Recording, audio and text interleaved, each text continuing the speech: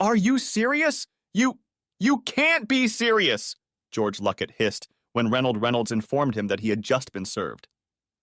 I'm afraid so, buddy, said a large man with a mask of sympathy on his face, snapping a digital photo of George holding a large brown envelope.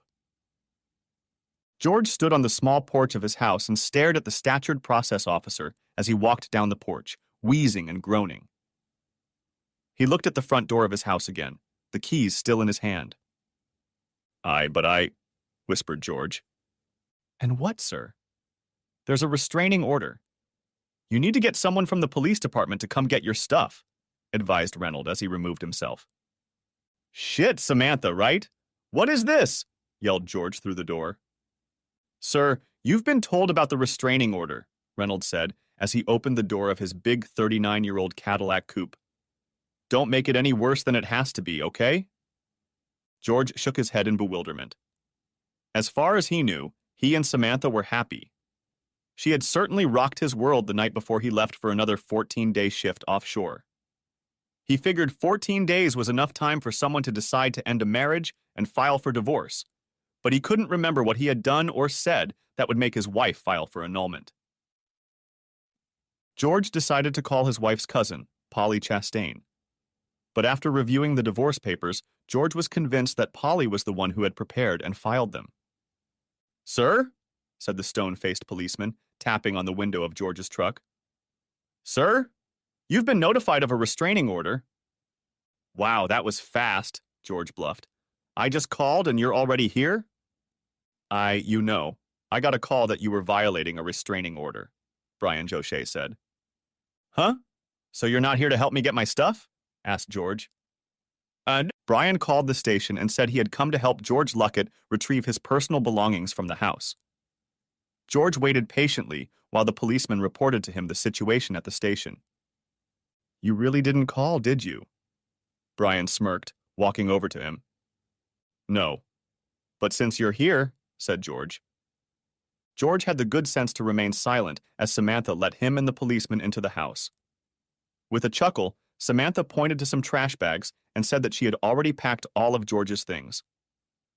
George nodded and asked Brian, not Samantha, if he could double-check that she had indeed packed everything he was supposed to. Officer? I'm reaching into the nightstand to get my gun, George said as they stood in the master bedroom. You don't have? Samantha grinned, but immediately fell silent as George pulled out his Smith & Wesson .44 caliber. And my rosary beads. My mom gave them to me when I took my first communion, George said as he took the silver rosary beads from Samantha's nightstand drawer. You gave them to me when we got married, Samantha protested. And now you don't want to get married? I'm taking it back, George explained to her. George also took 3 pillows from the bed. He then retrieved a large quilt from the hall closet.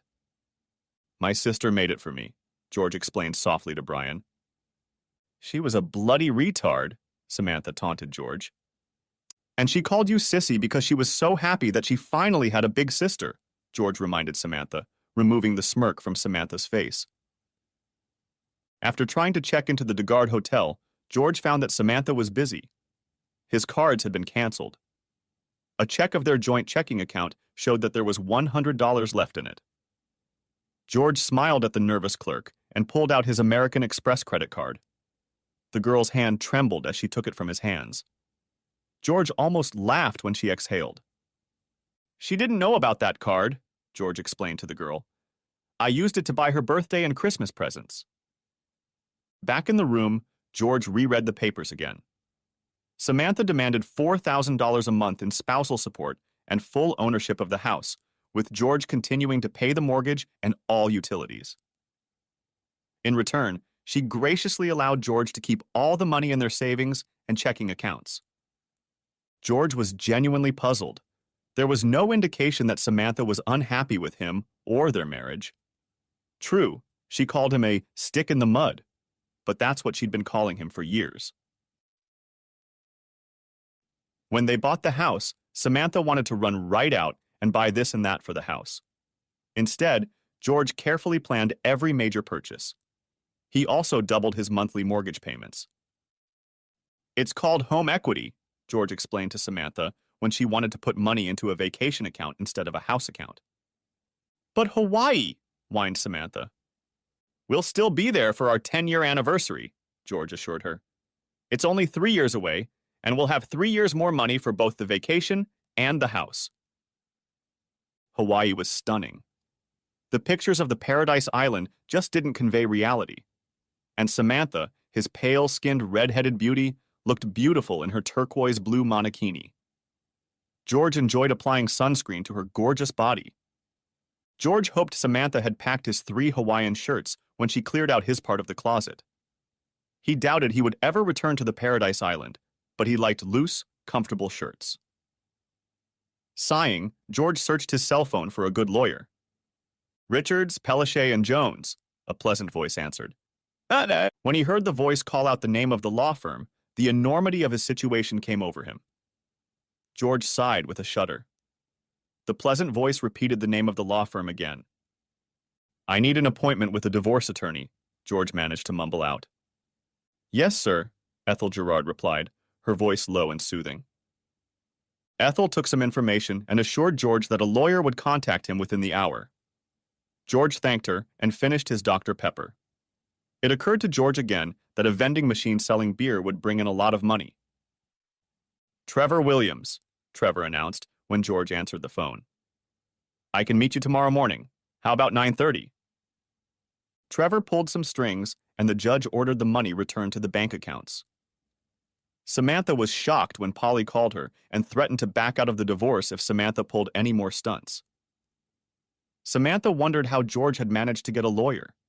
She had purposely withdrawn all the money, leaving only enough for George to rent a motel room for a few nights. She canceled their credit cards before he even left for his 14-day shift offshore and reissued them in her name only. It doesn't matter how he managed to get a lawyer. He got one, snapped Polly. Cousin or no cousin, I'm not going to put up with that kind of crap. Do you understand? Grumbling, Samantha returned 50% of the funds to their checking and savings accounts.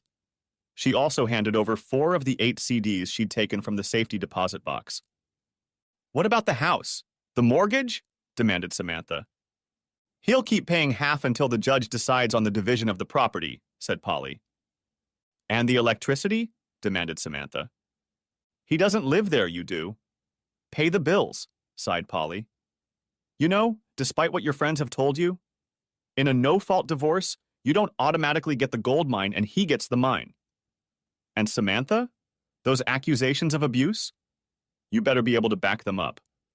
The courts really don't like being lied to or taken advantage of. You hear me? With the money in his new bank account, George rented a 1-bedroom apartment in a relatively nice neighborhood in Kimball, Louisiana. Casual was within walking distance, and Cowboy's BBQ was 3 minutes away by car. The young couple who rented the apartment next door were outgoing, boisterous, and friendly. He worked at Kendrick's Engineering, and she worked at Alana's Playtime in the delivery department. You work with Bowman? You know, we're the ones who handle your upgrades and maintenance, Foster Chalmers said proudly. Yes, sir? George smiled as he and Foster managed to drag George's nearly new sofa up the stairs to George's apartment. Denise Chalmers had somehow managed to talk George into leaving her a mailbox key and a spare key to the apartment. She checked his mail and dropped off mail at his apartment. Their mailboxes were next to each other in a kiosk.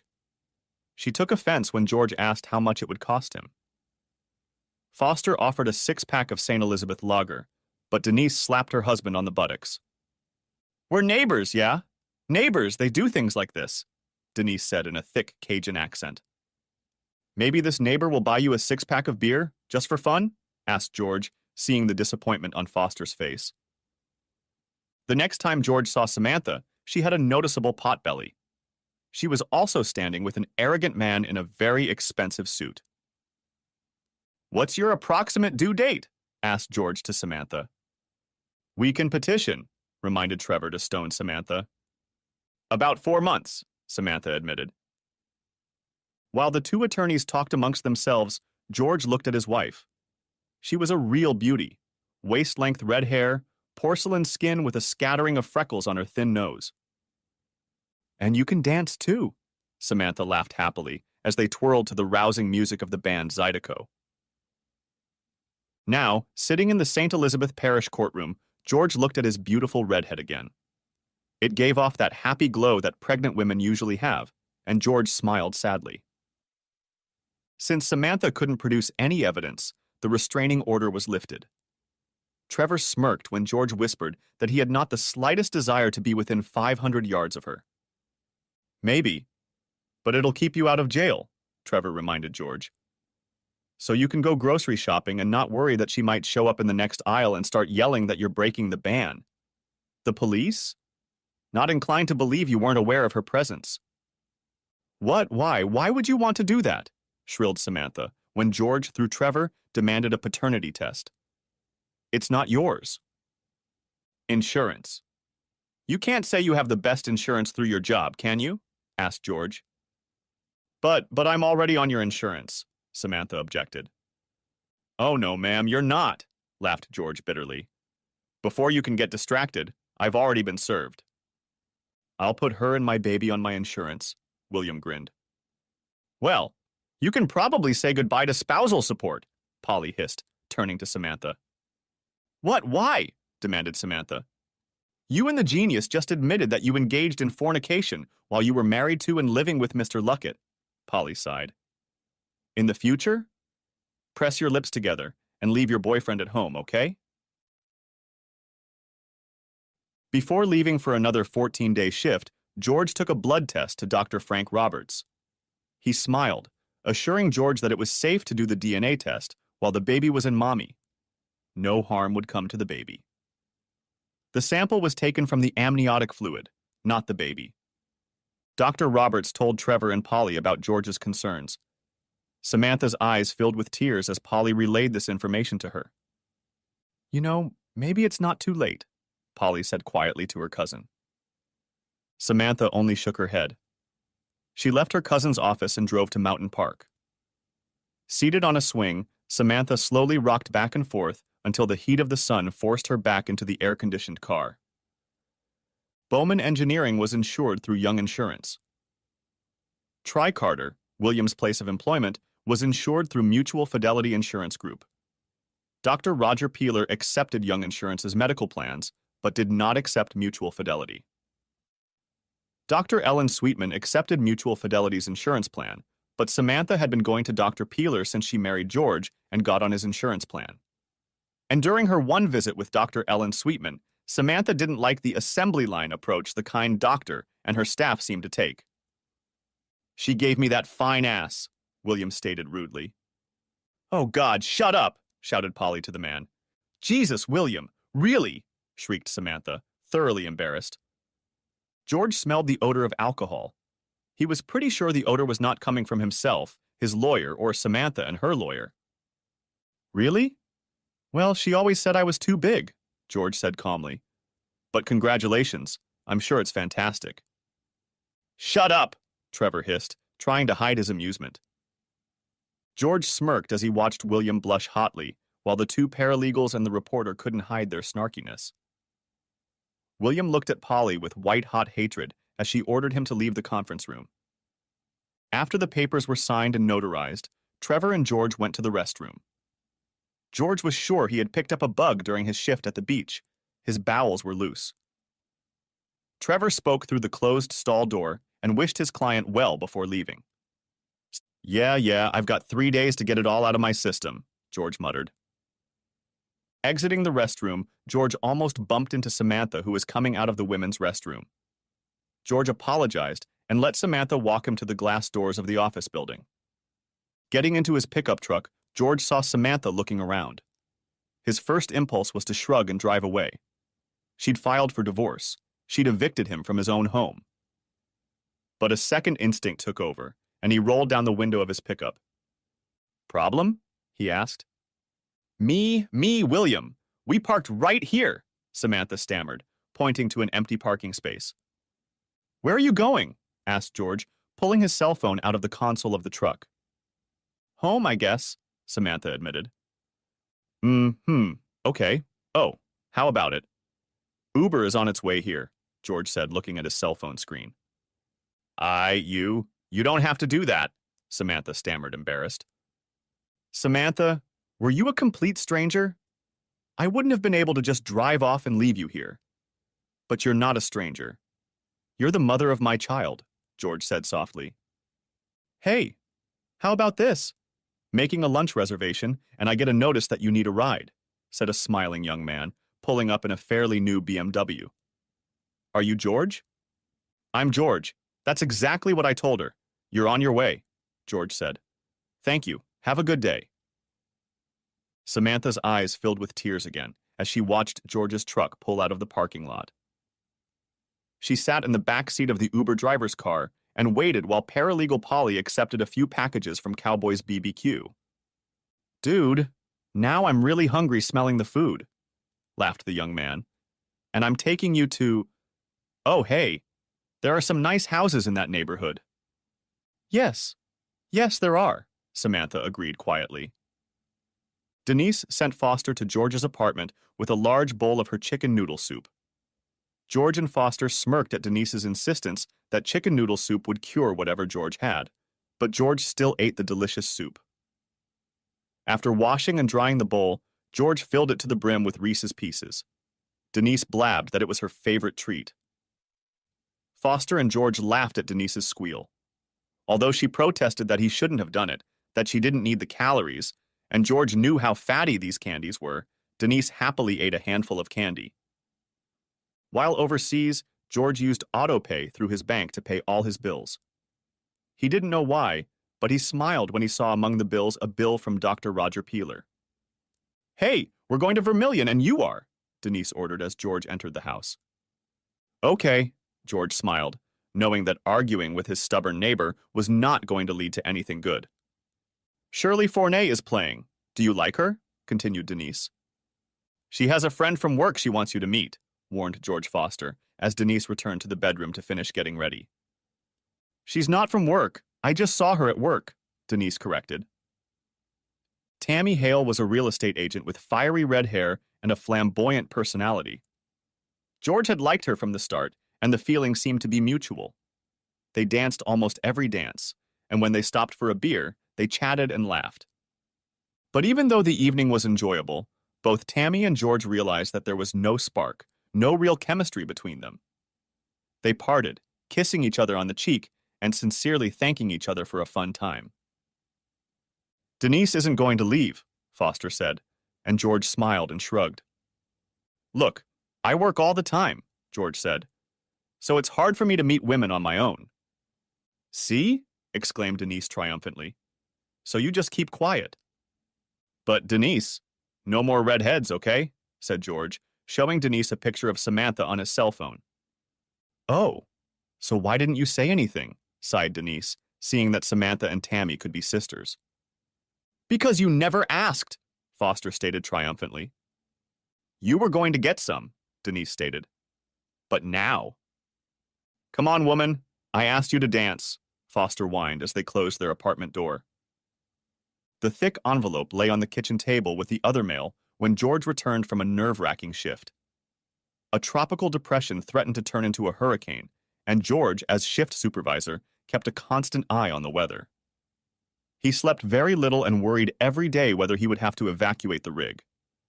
He was grateful that he had transferred to the ship and left all the worries and stresses to Greg Bookhammer, the other shift supervisor. Sure, George laughed when the Weather Channel app on his phone showed the depression ebbing and flowing that morning. The legal certificate ending the marriage did little to lift his spirits, however. George sullenly read the legal article and for a moment wondered how Samantha had felt when she received a copy of the decree. George poured himself a few fingers of chocolate-flavored Iron Barrel whiskey into a small glass and grimly drank to his failure as a husband. George was away when William, grumbling and complaining, drove Samantha to St. Elizabeth's Trauma Center. 11 hours later, with only Dr. Peeler and a nurse helping in the delivery room for the last 2 hours while William excused himself to the cafeteria, Samantha gave birth to Cynthia Barbara Luckett. William was outraged that the child bore that son of a bitch's last name rather than his own. We're not married. Why should I call her Carter? Samantha said tiredly. But isn't she beautiful? Uh-huh, William agreed, not even looking at the crumpled and bruised mess in Samantha's hands. Cynthia had all her fingers and toes, brown eyes, and fiery red hair. At 6 pounds 4 ounces and 19 inches long, she was just the right size and weight for a fully developed infant. George nodded contentedly upon receiving the news of his daughter's birth. His mother's name was Barbara, and he wondered if good old William knew that little bit of information. Samantha's mother's name was Cynthia, but that was also the name of George's beautiful, sweet, loving sister. George wondered if Samantha remembered that fact when she named her baby girl Cynthia. George wondered if Samantha remembered Cindy's happiness at finally having a big sister. George wondered if Samantha remembered taking Cindy to the zoo in Lafayette, taking Cindy to Bolorama. George wondered if Samantha remembered holding Cindy's hand when Cindy's congenital heart defect took their special little sister away from them. Once on dry land, George immediately bought Raggy Andy and Raggy Ann dolls for his daughter. Apparently, Samantha had a new phone number. He received a message that the number had been changed or was no longer in service. George didn't want to show up unannounced and called Polly Chastain's office. Polly promised to call Samantha. Samantha called George less than 3 minutes later. She agreed that now would be a good time to come in and see the baby. George flinched when he saw William's Mercedes-Benz in the open garage. The message was loud and clear. William left the door up so George could see him and realize that he had been replaced by a better, richer, and more handsome man. William smirked from behind Samantha's back as she opened the front door to let George into the house. Samantha smiled happily as George handed the sleeping girl 2 dolls. He placed the dolls on the footboard of the crib, then squatted down and just gazed in wonder at the beautiful baby. He paid no attention to William's posturing and preening and focused his attention on his daughter. "Oh, I almost forgot," George said, and held out a small package to Samantha. "This is for you." "What is it?" demanded William. "When she opens it, you'll see," said George, and squatted down again to look at the beautiful baby girl. "Oh, George, it's... Samantha choked at the sight of a 5x7 silver photo frame with Cynthia's name and date of birth engraved on the bottom. "You put her baby picture in there," George said, and snapped a picture of Cynthia with his cell phone. "Hi, honey. It's me. Hi. It's Daddy." Excuse me? She's going to call me Daddy," William stated. "Maybe," George agreed easily, though his blood was boiling. "I'm sure she'll have names for both of us." William interjected into the conversation again when George politely asked for Samantha's new phone number. When she called him, only private popped up on the screen. George's statement that he only needed the phone number because of their shared daughter didn't appease William, who snarled that George didn't need Samantha's phone number. "Oh, okay," George said. "I can always call Polly, I guess." Bet! George was 3 blocks from the house when his phone buzzed. He looked up and smiled. Samantha had sent him her phone number with the subject line, Cynthia. The day before he went ashore again, Cynthia was awake. And even better, William wasn't around. Sitting in his new rocking chair and holding his precious baby girl in his arms, George sobbed happily. "I'm sorry, but you need to leave," Samantha said softly but firmly. He nodded meekly and walked out of the house. However, he laughed when he saw William's Mercedes-Benz around the corner. He smiled broadly and waved at William as their cars passed each other. The tinted windows obscured George's view, but George was sure that William didn't respond to his friendly greeting. Trevor had to intervene when Samantha objected to George inviting his daughter into his apartment. Samantha panicked when she realized that Cynthia would not be in her home, Cynthia's crib, for the foreseeable future. She insisted on coming over and checking out the apartment, making sure her baby would be in a safe environment. "Hi! Hi! I'm your Aunt Denise! Hi!" stammered Denise Chalmers as George carried the infant from his truck to the front door. "George? Who's that?" asked Samantha, concerned about the short, stocky woman raving about her daughter. "Hey, Willie, do you believe the Saints picked Jameis Winston? I mean, yeah, I know Breeze retired, but what about Taysom Hill, huh?" demanded Foster, as William shadowed Samantha, looking around at everyone and everything. "Me, what? Dude, this is William, okay? Not Willie," William corrected himself. Reluctantly, Samantha approved of the cast-iron crib that matched the cast-iron double bed. She was not surprised to see that the bed was neatly made. It didn't surprise her that George had a small trash can that he would put in the sparkling clean tub when it was time to bathe his daughter. It didn't surprise her that there was baby soap, baby shampoo, and baby lotion. And I told him to get some A&D ointment because it's the best for diaper rash, Denise showed Samantha the tube of ointment in George's medicine cabinet. Do you use cloth diapers or disposable? Disposable, Samantha replied, still unsure of this Aunt Denise thing. Was all Denise said on the subject. Samantha discovered that William and Foster had bonded not over their shared love of the New Orleans Saints, but over George's chocolate-flavored Iron Barrel whiskey. Samantha stoically held out her hand for William's car keys. What Jesus? I only had two or three, William declared fervently. Foster, Denise said, letting her husband know she wasn't too happy about him stealing booze from their neighbor. Man, we gotta figure out what this is. An iron barrel? Oh, hey, chocolate? Denise, you know whiskey comes in different flavors, said Foster cheerfully and drunkenly as Denise led him out of the apartment. Keys, or I can take an Uber, Samantha demanded as William staggered up from George's comfortable couch.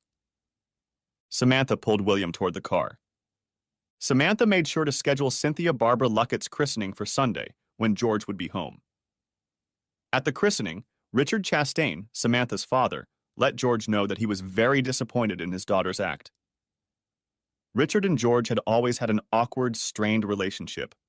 Richard was sure his daughter could do better than marry a cad. Even after George was promoted to shift supervisor, her father was sure she could do better. But now, even though William Carter held a third of Tri-Carter's oilfield services company, Richard wasn't sure his girl had changed for the better. And, seeing George flinch when Cynthia cried, when water was poured over her head, and William just bored, Richard was sure his daughter hadn't traded away. It's not my doing, George defended himself, as they ate a meal at Samantha's house after the christening. Yes, I know it is. At least she was honest about it, Richard grudgingly agreed. That woman keeps calling herself Aunt Denise. Is that your girlfriend?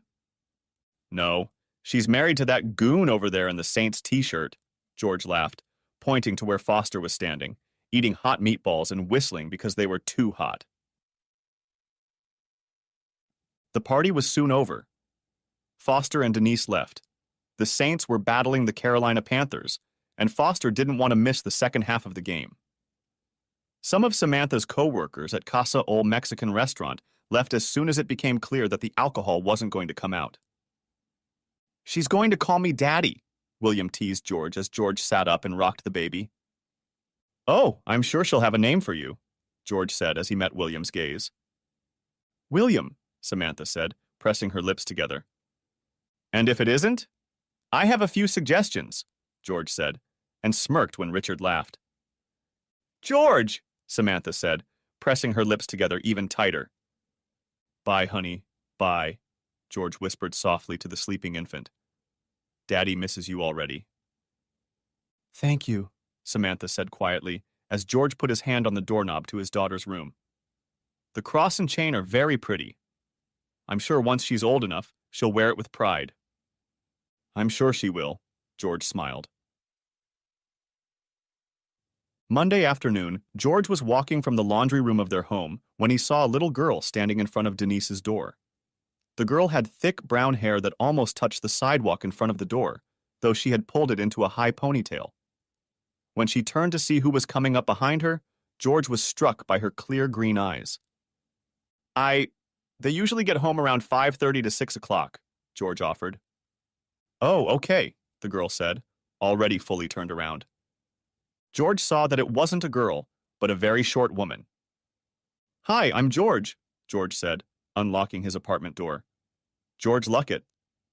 Oh, you're George?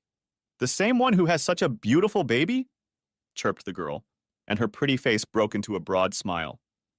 Yes, ma'am, I am. And let me tell you, there is nothing more beautiful than my Cynthia, George agreed proudly, placing the laundry basket in front of his door.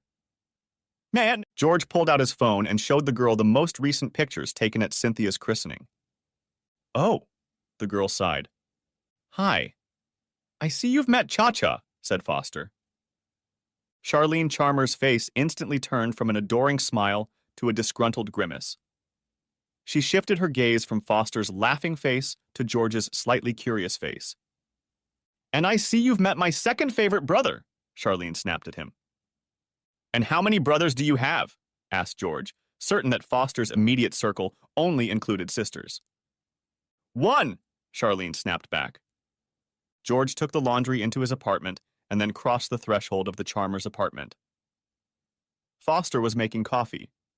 George couldn't understand how Foster and Denise could consume so much caffeine and still sleep. Foster said you're working offshore? Asked Charlene. Yes, I'm out tomorrow for repairs, said George. Why I was doing laundry? I'm an administrative assistant, said Charlene proudly.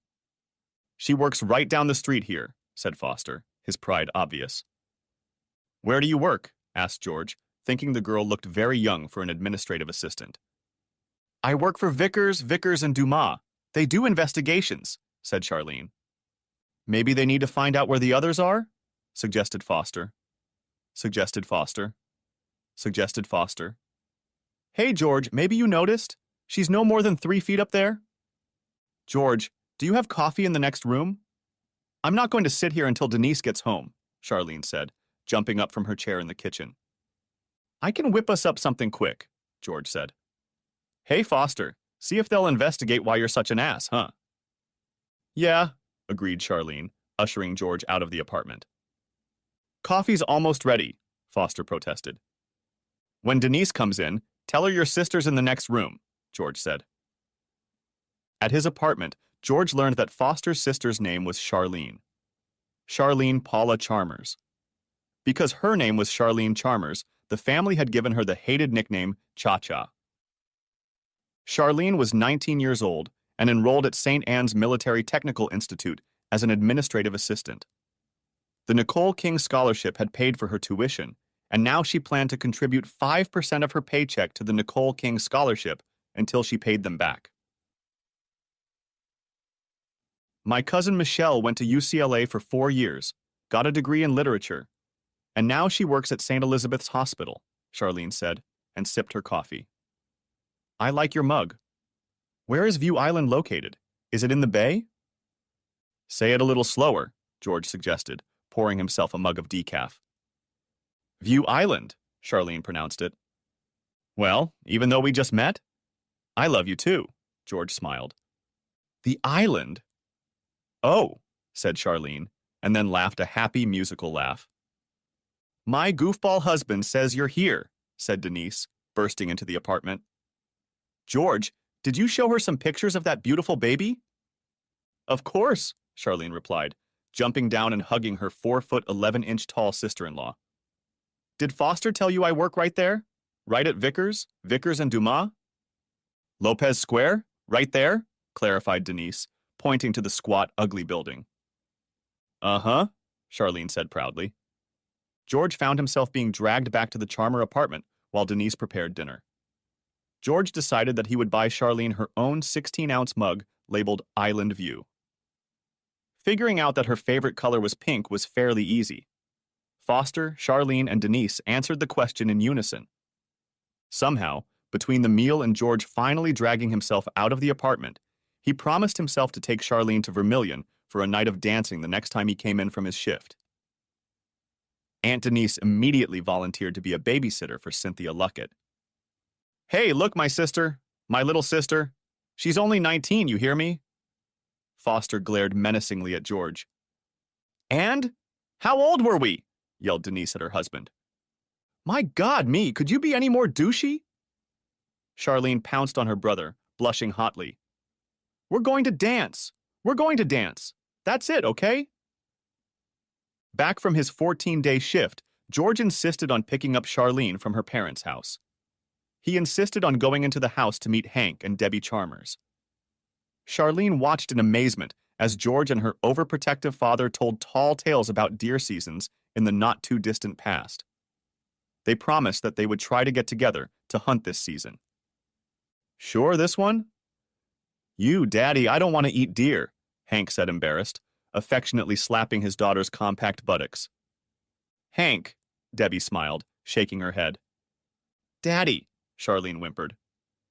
The band Zydeco was a good band with an annoying singer. The blind guitarist sang all the songs through his nose, giving everything a nasal sound that didn't really suit the music or his voice. But the band itself gave off upbeat music that you could stomp along to. When are you picking up Cynthia? Asked Charlene as George walked her to the front door. Dad, what have you been talking about while parked in the truck for the last 10 minutes? Asked Hank, swinging the door open as Charlene stepped out onto the porch. Charlene let out a squeal. George noticed the amused gleam in Hank's eyes when Charlene squealed. George smirked. And we were wondering how long it would take you to come here and kick my ass, George agreed easily. Good night, Charlene. Good night, Hank. Huh? This is Mr. Hank, young man, Hank said, pulling Charlene into the house. Yes, sir, Mr. Hank, George smiled. I plan to take her out to dinner tomorrow night at Sweet Peas. Is that okay with you? What do they have? Asked Hank, grinning as he heard his daughter complain bitterly to her mother. Do you care? You know it's going to be good. George smiled and got into his truck. The stuffed pork chops were excellent.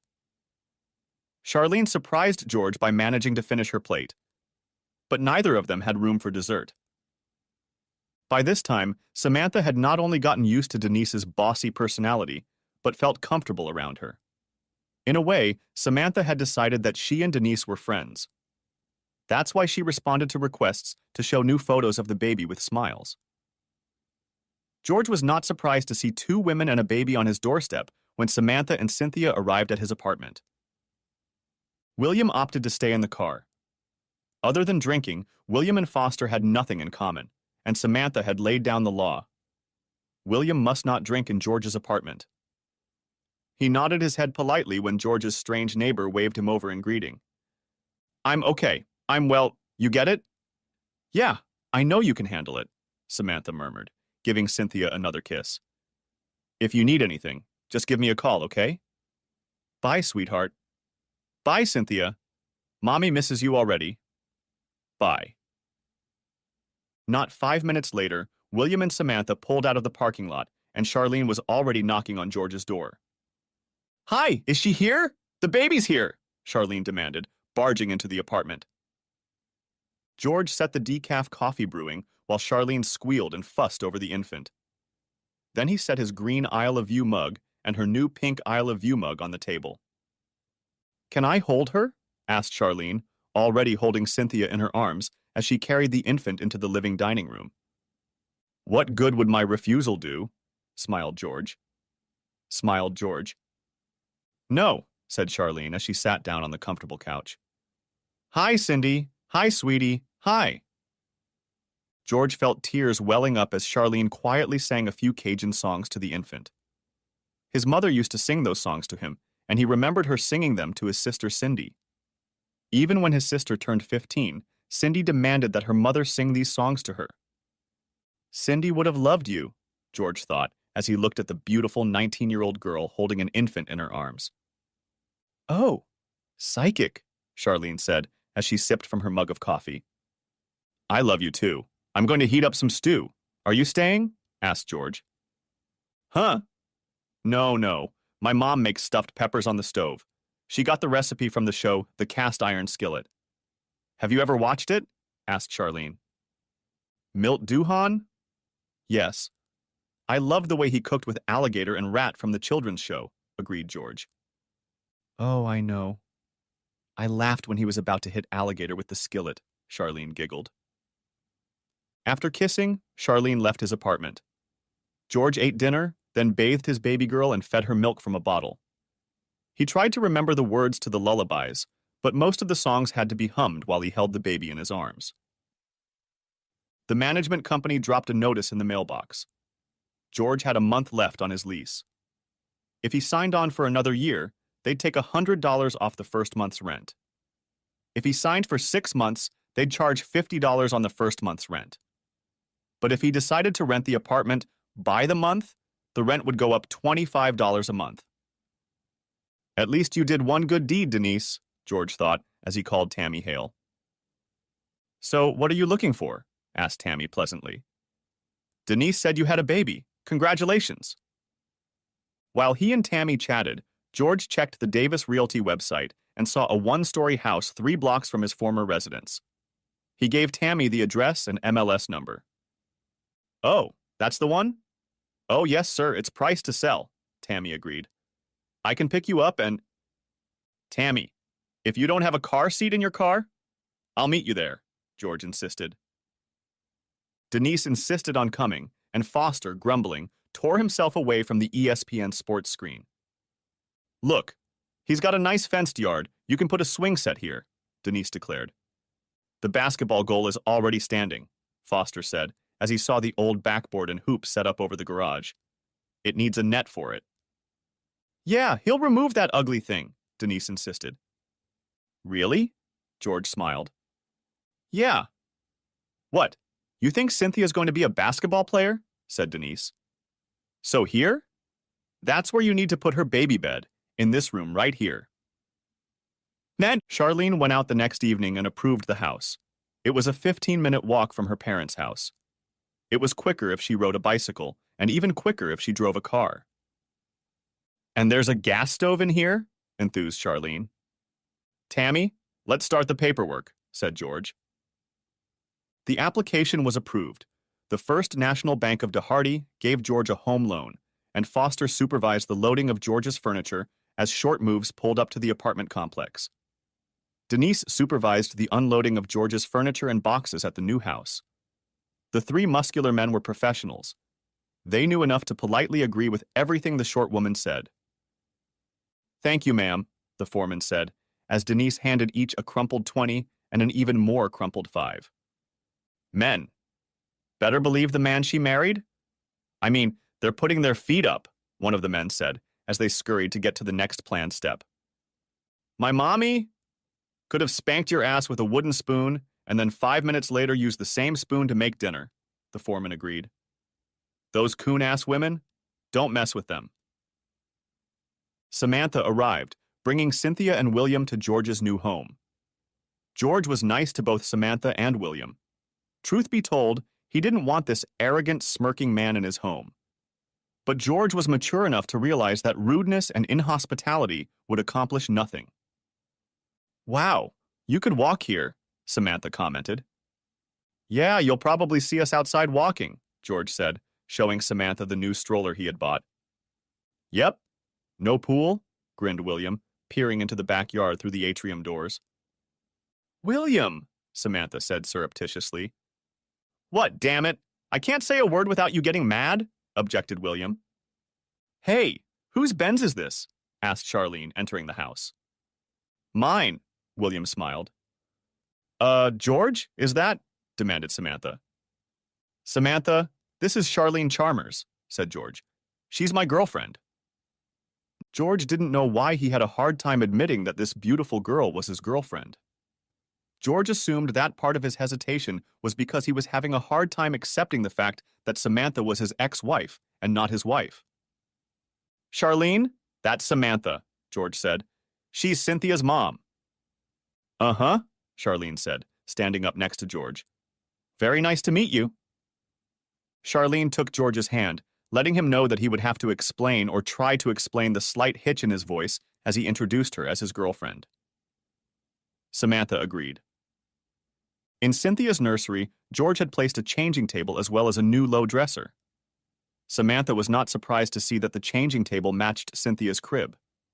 Nor was she surprised that it had an adorable lamp on it, a little ballerina stretching upward and holding the lampshade aloft.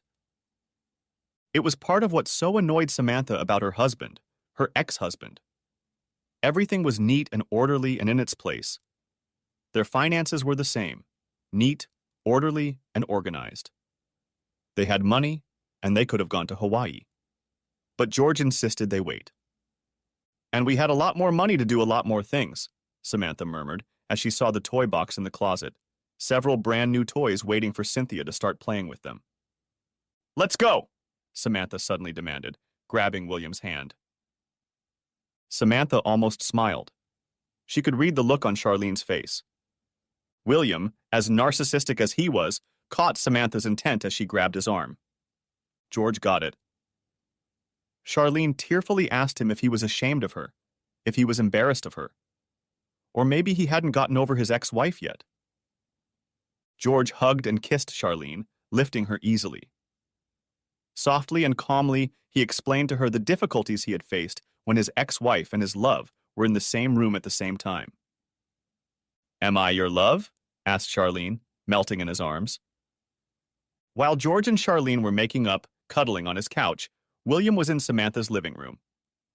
"I'm leaving," Samantha said as she hurried across the living room to the garage. "I don't know when I'll be back.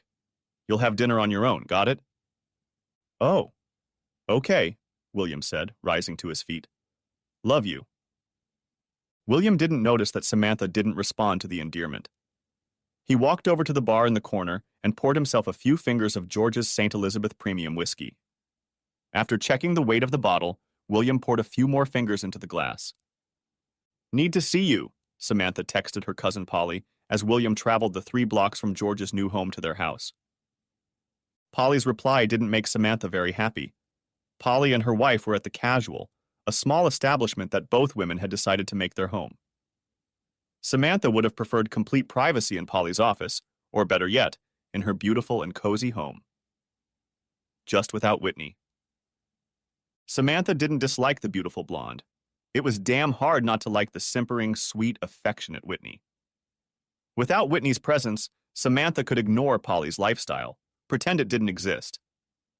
"Hey, Terry, one more diet for me and they'll have a shot of that oak leaf, okay?"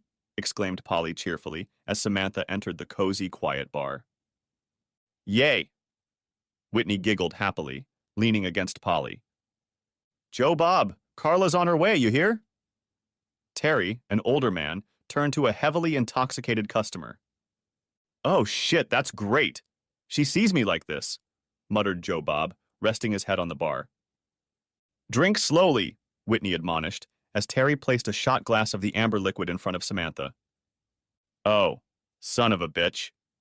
This is good," enthused Samantha, sipping the smooth whiskey. "So what's up?" asked Polly, ushering Samantha and Whitney into a corner booth. Samantha started, stopped, took another sip of whiskey and shook her head. Polly gently placed her hand on Whitney's thigh, seeing that Whitney was about to come to Samantha's rescue. The appearance of a beautiful but haggard blonde interrupted their conversation. They couldn't hear what the woman was saying to the drunken man, but they could hear the desperation in her voice. Yeah, hell yeah, let's go," Joe Bob growled, stumbling back on his stool. Taking another breath, Samantha looked up at the dark paneled wall and spoke. She quietly told the 2 women that she felt suffocated, trapped in her marriage to George Luckett. She wanted to live, wanted to have fun. But George couldn't or wouldn't be spontaneous. Fun. "He even makes his bed before he leaves the room," Samantha grumbled. "Swears he can't leave the bedroom until—" Whitney giggled, and Polly playfully slapped Whitney. Samantha paid no attention to the lovers' tiff between the 2 women, continuing to complain about George's careful thought, planning, and preparation. Then she recounted her encounter with William when he came to the Margarita on Friday. Being an attractive red-haired girl, Samantha was used to being approached by male and sometimes female customers. Most of them stopped when Samantha showed them her very beautiful engagement ring and matching wedding band. "George saved every penny he could," Samantha said quietly as she looked at her bare finger. "He even took to painting houses on the weeks he was on vacation." "Oh." Whitney couldn't contain the delighted sigh that escaped her lips.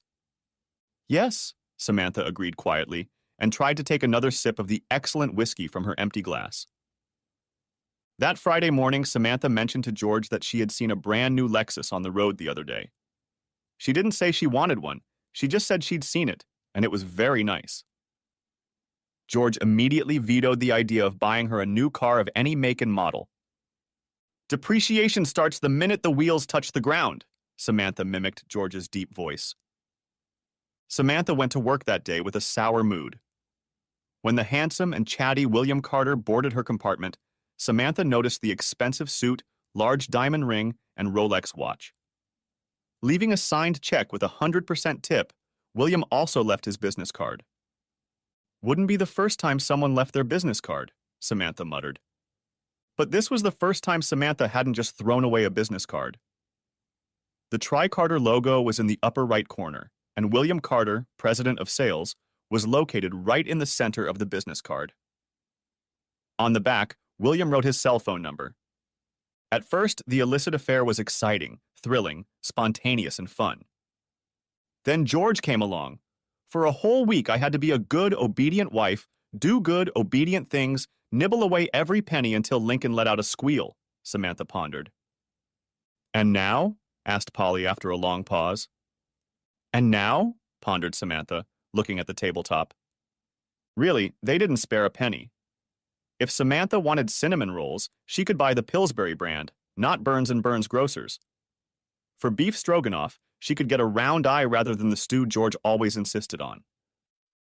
She and William went to the movies at regular movie times when most people went, not dollar discount matinees.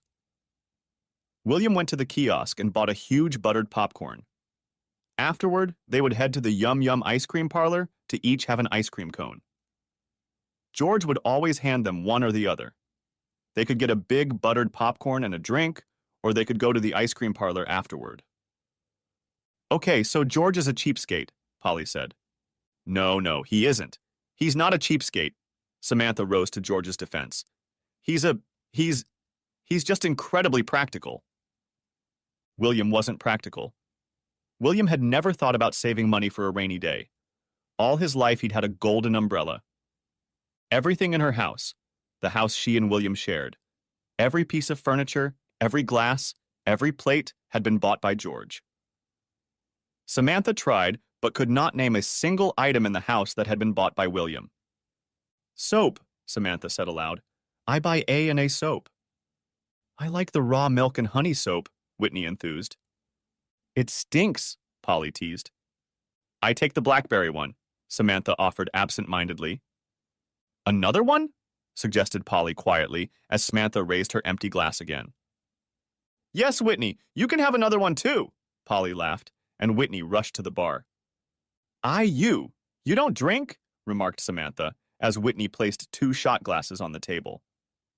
Not good for the baby, Polly smiled, and Whitney let out another happy squeal.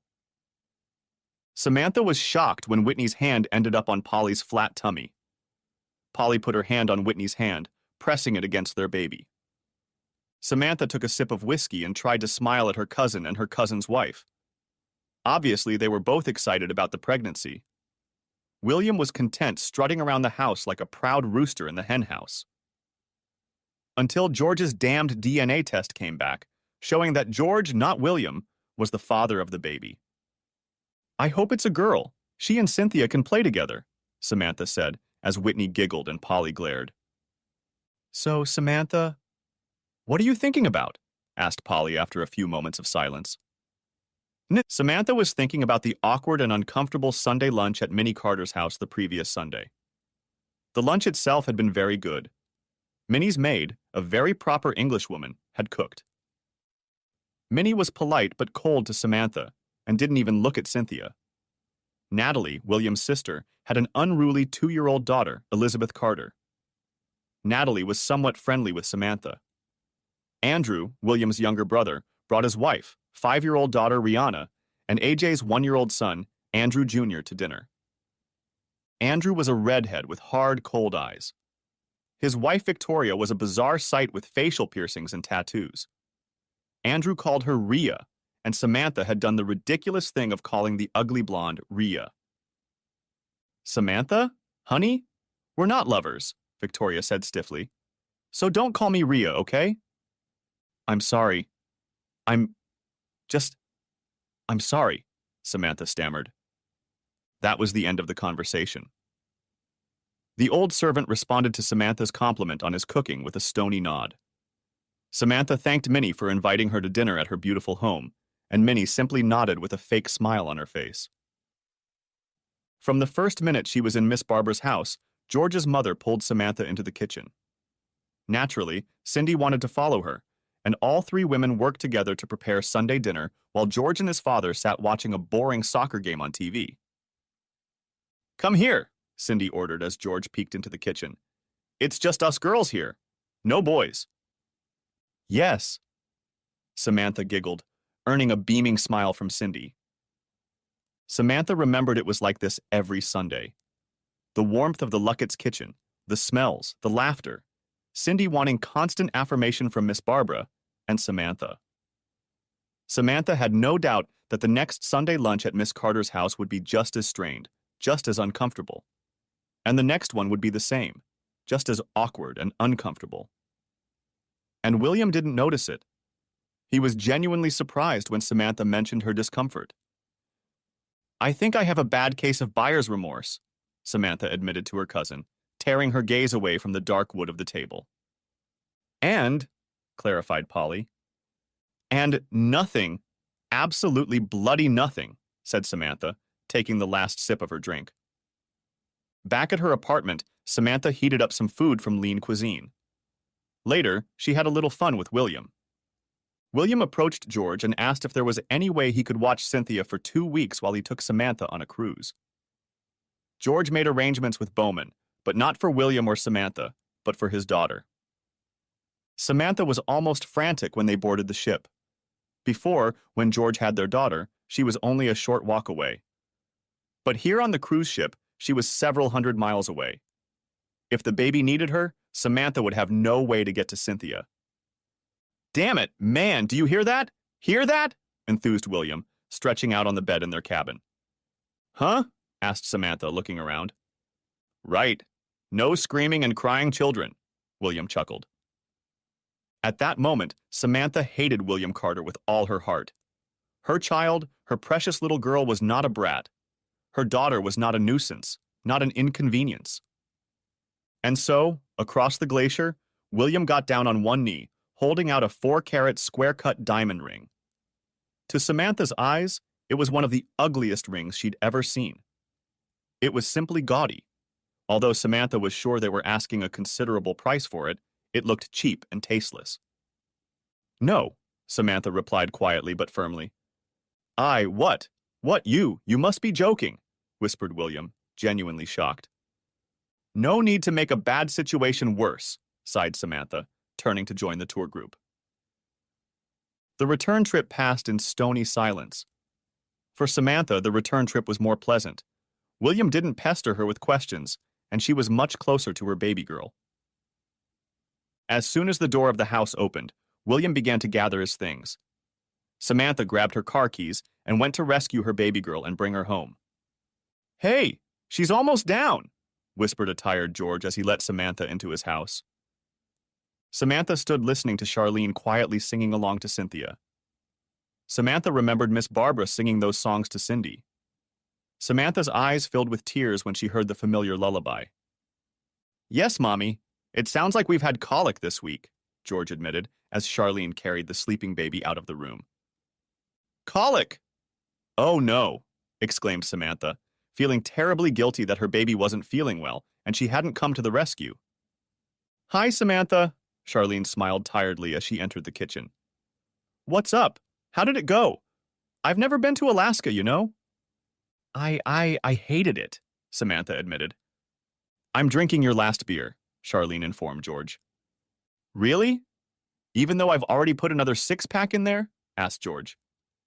"I see you're still only drinking 1 6-pack at a time," Samantha smiled softly. "Yep." "Hey, there's a lot more room in the pantry," George defended himself. "Samantha, do you need anything?" offered Charlene, unscrewing the cap off the barley turling. "How cold is this beer?" asked Samantha. "Should be cold by now," said George. "Okay, I'll come back tomorrow. When are you going ashore?" asked Samantha, looking over to Cynthia. "Tuesday," said George. "Then it won't be 4 weeks before I'm back. I've exchanged with Greg for that extra week." "And that's so like you," Samantha thought, almost angry at George's practicality. "No, can't use a single day of vacation.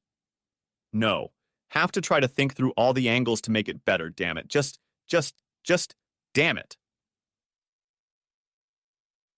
Upon Samantha's return, the house looked like a tornado had swept through it. William hadn't broken anything, but he hadn't bothered to put everything back in its place. Dresser drawers hung half open, hangers of clothes lying on the floor and on the bed. Sighing, Samantha put everything back in place and then vacuumed the entire house. She smirked. She was doing exactly what George would have done. Cynthia's child support payment always came 3 days before the due date. Because of her infidelity, Samantha was not receiving spousal support. Also, Samantha didn't need spousal support. She had William and William's credit card to rely on. 2 months after William left, Samantha realized she was in trouble. Her meager savings had run out. She was faced with a choice: pay the mortgage or pay the utilities and buy food. But she didn't have the means to do both. The Happy Land Day Care Center, where she brought her daughter when she went to work on the 2 weeks George wasn't home, took most of her child support. "Daddy, I need help," Samantha said. "You need help? Do you need help? The damn insulin tripled in just 1 month, and the damn insurance company is trying to say that the tree that fell on the house wasn't caused by a damn hurricane. It wasn't a hurricane, then what? It's not like I pushed it on the house," her father muttered into his cell phone. "You need some help? Join the club." George smiled happily as Samantha led their daughter into the house. A few minutes later, Denise and Charlene appeared. Samantha burst into tears, and George was banished to the nursery to nurse his daughter while his friend and his girlfriend comforted his ex-wife. "Women, eh, Cynthia?" said George. "Oh, wait, you're one of them too, aren't you?" "Yeah, I'm in." "Okay, but you promise me, no matter what, to always love me, okay?" "I will," Charlene said from the doorway. "George, you need to come see." With tears in her eyes, Samantha admitted that the waitressing job just wasn't working for her. The hours were long and the pay was minimal. She needed every penny of tips, and tips weren't very reliable. "So what do you want from me?" asked George. "Yes, ma'am, I'm still working. Ma'am, what if it wasn't for the Nicole King Scholarship? Man, I don't know where I'd be," Charlene babbled on her cell phone. George, I don't know," Samantha admitted, avoiding looking her ex-husband in the face. "Here, you need to talk to this woman, do you hear me?" said Charlene, placing her cell phone in Samantha's hand. "Hello." "Charlene, who is this?" said Samantha. "Hi, this is Kampala Jeffries. I'm the current chairperson of the Nicole King Scholarship. Miss Chalmers said that you are the perfect candidate to help us. As you may or may not know, all recommendations given by previous scholarship recipients are moved to the top of the list," the pleasant voice soothed. "How about 3 hours?" 3, when? What day?" asked Samantha. 3 o'clock today, Miss Luckett," laughed Kampala. "Now go home and put on something pretty. No, I'll come with you," said Charlene. "You see, by God's will, I have half a day today." While Samantha cleaned herself up and put on nice clothes, Charlene taught Samantha what to say. Finally, Charlene thought the outfit was nice enough, and Samantha's makeup was good enough. "Hello, Mrs. Jakes. Have we arrived in Kampala?" said Charlene to the receptionist as she and Samantha entered the lobby of King Sanitation. "Are you Miss Luckett?" Sheila Jakes smiled. "I'll let Mrs. Jeffries know you're here. Charlene, how are you?"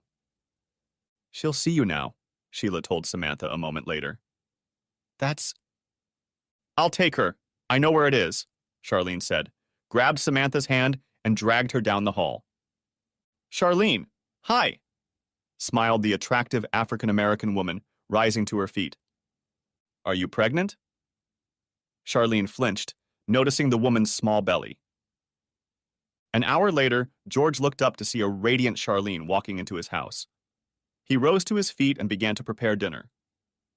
"She's going to go to WooTech, that's what. She thinks she can be an administrative assistant like me," Charlene announced cheerfully. "Do I need to worry? Are you socializing with my ex-wife?" teased George. "Hey, we're both Cynthia's moms," Charlene defended herself. "We need to get along for the sake of the baby." George was stunned when Samantha burst into the house and called out to Charlene. Charlene left George in the kitchen. Samantha held out a brochure from St. Elizabeth Parish Military Technical School and excitedly showed Charlene that among the courses was childcare. She and Charlene settled down on George's couch and began to read the other options. "And I broke into your house like this? I bet you'd put a load of buckshot in my ass," thought George as he made the potato pancakes that Charlene loved so much. "Do you have enough?" asked Charlene, and George smiled. "Yes, I have enough," said George. "I'm sorry," said Samantha as they sat down to eat. "I know. Would you have broken into my house? I would have been beyond upset. But I was so excited when I saw childcare and—" "We have a doorbell," George said calmly. "And I'll use it next time," Samantha promised. "How do you always get everything so perfect?" asked Charlene. "The potatoes? He adds cream," replied Samantha. Cynthia shrieked, and George waved for both women to return to their seats. "So, when do you start?" asked George. Oh, not this Monday, but next Monday," replied Samantha. "I have to let them know my choice by this Friday so they can make sure there are seats available." "I'm sure you'll do fine," George said as he cleared the dishes off the table. "Yeah, I hope so," Samantha said, losing some of her enthusiasm. "I mean, remember?